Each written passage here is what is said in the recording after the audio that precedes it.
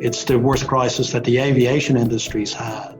You know, at the peak of this, 95% of the world's aircraft fleet had been grounded. And I think it's the history of the airlines managing these type of crises over the years that made us have the ability to act fast and act hard. And that's always been our process on this. I always say that Qantas has two parallel organizations going on in a time of a crisis. It's crisis management team and the business as usual. And the crisis management team in this case came to dominate the airlines. You will never have perfect information.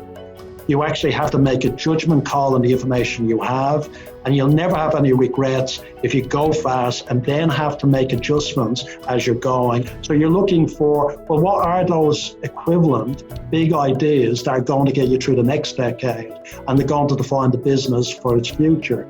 And sometimes people do lock down, they go back into, like the turtle back into the shell, they just go into protection mode. And you lose huge opportunities if you do that. And it's being bold and taking the opportunities, I think, are key. But I notice in a concerning way, too many businesses, certainly in Australia, and I hear it, talk about going back to normal, as if somehow the past is where we want to go, right? Like, I don't want ANZ to go back, I want it to go forward. And there'll be some things that we do want to protect, but there's a lot of new opportunity.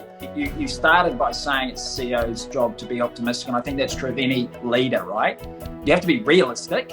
Obviously, you can't be delusional. You have to be realistic, but I think it is about that ability to see opportunity, to see that fact that change means there are new needs that customers have, and those that get there first will do well, right? And if you have that company culture that says, we listen, we observe, we see the change, and we can get ahead of it, I think there is real opportunity.